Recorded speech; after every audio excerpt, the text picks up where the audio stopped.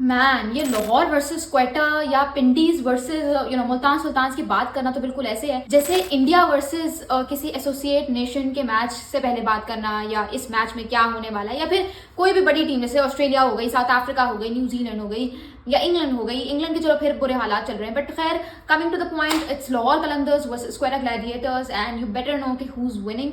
But इस match में भी आप कुछ नहीं कह सकते क्योंकि लाहौर ने जो पिछला मैच खेला उससे हमें कहीं ना कहीं लगा कि okay they are getting back to their rhythm, but that was all somewhere because of the explosive start that they got courtesy of Fakhar Zaman and that new batter Mohammad Farooq. अगर फखर जमान फिर से रन स्कोर करने में नाकामयाब रहते हैं तो फिर लाहौर कलंदर्स का भी कुछ नहीं कहा जा सकता, इवन उनके बॉलिंग अटैक का भी कुछ नहीं कहा जा सकता, जिसमें अभी फ्रंट से जो परफॉर्म कर रहे हैं वो सिर्फ और सिर्फ शाहीन शाह आफरीदी हैं।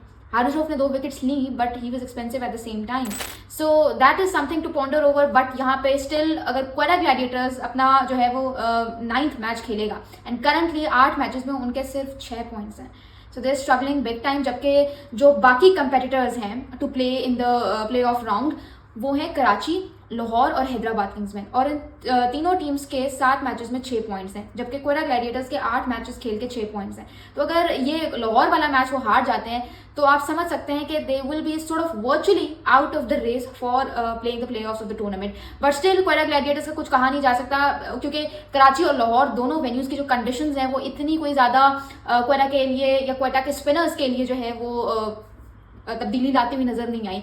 जो हालात इनके लाहौर में थे वही हालात कराची में थे। हाँ, once in a blue moon हो जाता था कि उस्मान तारिक और अबरार अहमद बड़ा ही कोई शानदार सामने से आके विकेट्स ले रहे हैं, वरना अगर they are economical as well तो फिर वो विकेट्स नहीं आ पा रही जो बेसिकली किसी भी टीम के लिए एज साबित होती हैं।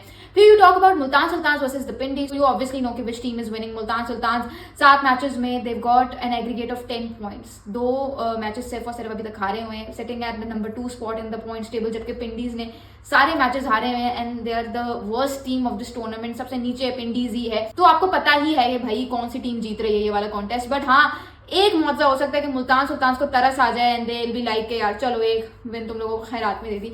But stars to watch out for me, दूसरे मैच में तो कोई है नहीं। पहले मैच में क्वेटा ग्लैडिएटर्स वर्सेस लाहौर में इस Fakhar Zaman and Haris Rauf for me from Lahore Qalandars, and because Haris Rauf की जो मिडिल ओवर्स में विकेट्स आती है that is actually sort of a trump card जो लाहौर की विन में जिसका बहुत बड़ा हाथ होता है।